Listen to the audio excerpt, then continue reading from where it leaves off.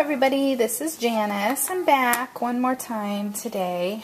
I've been really cranking out these videos. One of you asked me, I love questions, so thank you. I enjoy answering your questions, so thank you for them. I want to show you, because one of you asked about distress stains and what can you do with them. And what I like about distress stains is that it is just like your, what do you call them? There's the barn door. Okay. It compares in that, if you see there, they're the same color, but it's just so much easier to apply the color to porous surfaces. When you do this, obviously, you use your applicator and you're getting kind of a lighter color. Unless you use direct to paper technique, taking your ink directly from your paper. I just want to get a little piece of paper to show you what I mean.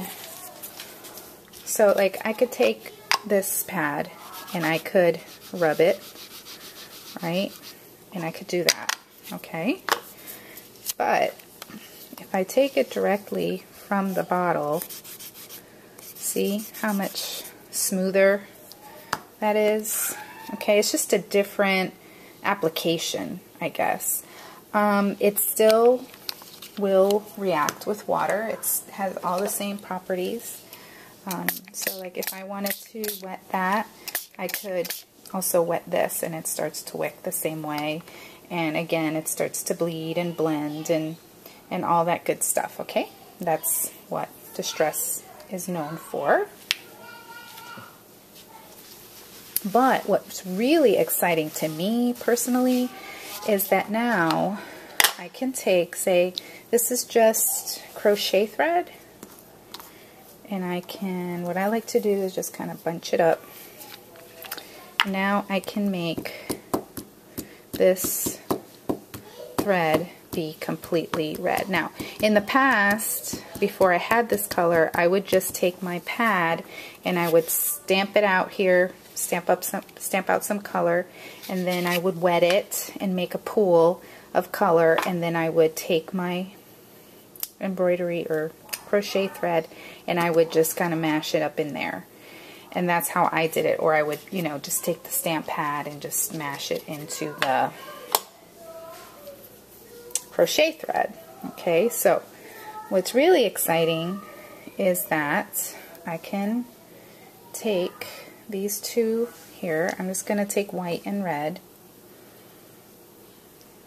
And usually I let the red one dry, but I just wanted to show you how cool this is.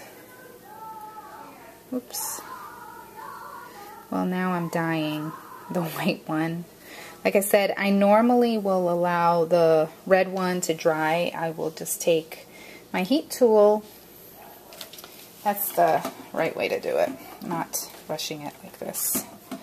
I'm trying to hurry before and I just dropped my gun. Trying to rush. Shouldn't rush. But I can just dry this and then twist them together and essentially make my own baker's twine. And that is very exciting to me. And what I did the last time, and again, this isn't completely dry. I mean, I could take some more time and do this and do it right. But you can see that even this is pretty good. Okay, and I just keep twisting it and twisting it until it kind of stays. I tape it, is what I do. I kind of pull it taut and twist it and then tape it and then leave it there and then add a little bit of glue to the ends. But this is kind of a mess here. I'll probably end up just dyeing all of this and drying it with the heat tool and then twisting it together and get my baker's twine. So that's one thing. Look at my hands. Another thing you can do, and is again, anything porous. Think porous. This is just a piece of, what is this? Seam binding. And so I can just very easily, change the color, and now I have a piece of red seam binding. And if I want it to be crinkly, I could wet it and crinkle it up. I have this piece of trim. This one's kind of like, I don't know what it's made of, but it's purple.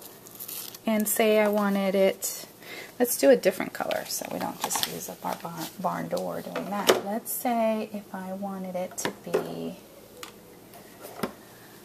let's say spiced marmalade. Now, seeing as it's, look at that. Okay, I was going to say, it probably won't be orangey, but do you see that? And watching Tim Holtz, Tim Holtz has a video out there that shows you all the things you can do with distress. But he said not to put one color. Like if I put that in that red, it's going to suck it up into the bottle. So be careful with that, not to do that. Okay, so very cool. And again, I could dry that with my heat tool. Now what I don't know, this I haven't tried. This is completely an experiment. Let's see if I can. I don't think I can dye tulle.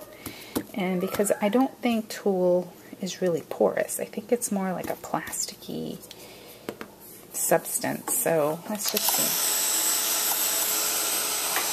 Here it goes.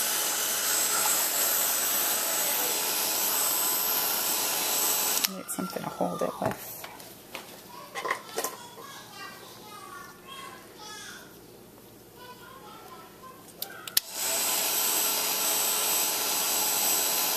Oh, and it's smoking. See, it's not really, see what it's doing? It's shriveling up. The tulle is kind of like a plastic substance, so you can't even hardly see it. But anyway, those are just a few things that you could do. Maybe if you have canvas, sticky back canvas, anything porous, you can stain it with your distress stains. I'll try some other techniques and play around with it and show you some other things and projects that you can do. Okay, thanks for your questions. Thanks for watching. Bye.